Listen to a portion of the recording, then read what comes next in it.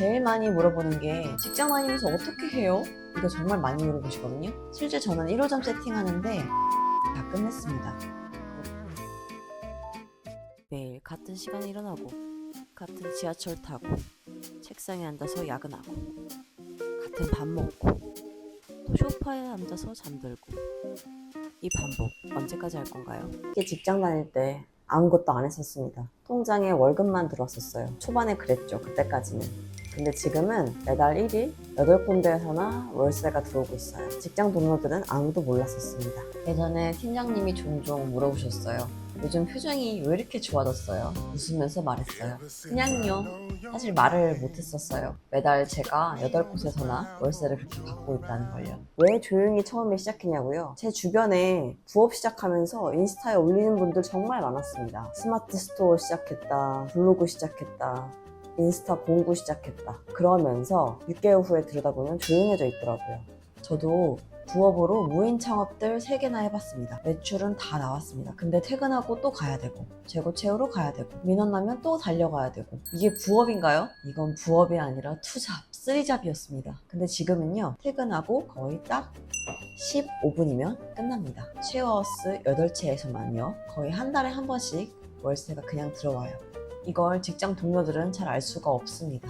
어떻게 이게 가능한지 다 말씀드리겠습니다. 끝까지 봐주세요. 제일 많이 물어보는 게 직장 다니면서 어떻게 해요? 이거 정말 많이 물어보시거든요. 저는 매물 찾는 거는 거의 점심시간에 하거나 퇴근하고 나서 아이 재우고 많이 했습니다. 그리고 밥 먹으면서 네이버 부동산 켜서 저에게 맞는 매물들 필터 걸어놓고 매일매일 봤습니다. 그럼 매물이 정말 쭉 나오거든요. 하루에 10분만 투자해도 이런 매물들이 쌓일 수 있어요. 그리고 괜찮은지 문자 남겨놓고 저녁에 전화 한 통, 전대차 가능한지 그러고 나면 다예요. 10통 하고 나면 2개, 3개 정말 안 되면 1개 정도 남겠죠. 그러고 나서 한번 만나보시죠. 이게 이렇게 됩니다. 이게 끝이에요. 근데 여기서 제일 힘들어 하시는 게 집주인 설득입니다. 전화해서 뭐라고 해야 하냐, 만나서 뭐라고 하냐. 근데 이게 진짜 핵심인데요. 저도 처음에 전화만 50통 넘게 했습니다. 다 거절당했고요. 근데 이걸 바꾸니까 뚫리기 시작했어요. 집주인들 대부분 왜 거절하냐면요. 첫째, 쉐어하우스가 뭔지 모릅니다. 대부분 에어비앤비인지 알고 계십니다. 둘째, 집이 망가질까봐. 여러 명이 산다고 하면 우리 집 엉망되는 거 아니야? 이거거든요. 그리고 셋째, 에어비앤비 불법이라는 기사만 많이 보시고 그거랑 이어진다고 생각하십니다. 이 3가지만 해결해 주시면 대부분 한번 만나볼게요 이렇게 이어지고 부동산과도 잘 계약이 됩니다. 그리고 법인으로 계약합니다. 저는 법인으로 모두 계약하고 사업자 등록하고 합법적으로 했습니다. 그리고 보증금을 올려서 드리기도 하고 원상복구 각서 씁니다. 이 3마디를 하면 조금 더 확률이 올라갑니다. 다음 단계. 그럼 계약하고 나면 대체 언제 세팅하죠? 전 시간이 없는 직장인인데요. 근데 사실 직장 다니면서 인테리어 하는 거는 이제 정말 꿀입니다. 저는 주말 하루를 쓰면서 차곡 쌓아갔습니다. 토요일 하루 쓰고 일요일 하루 쓰고 그리고 당근에서 가구, 가전 다 사고 이거를 미리 계획해놓고 뭘 할지를 해놓으면 금방 다 끝낼 수 있고 정말 싸게 끝낼 수 있어요. 당근이 싸게 나온다는 건 다 알고 계실 거예요. 제가 직접 조립하기도 하지만 배달업체에서 설치까지 해주시는 경우도 있어요. 실제 저는 1호점 세팅하는데 한 2주 만에 다 끝냈습니다.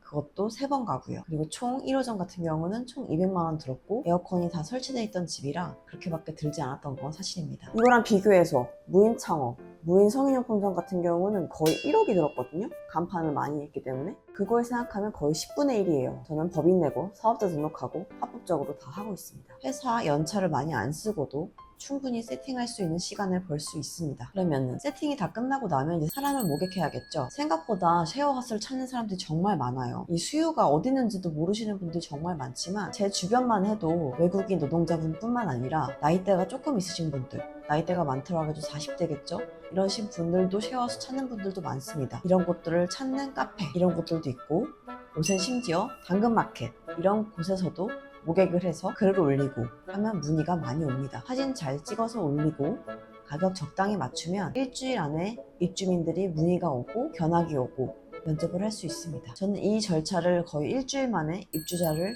견학을 시작했습니다. 이것도 퇴근하고 대부분 카톡으로 한 거고요.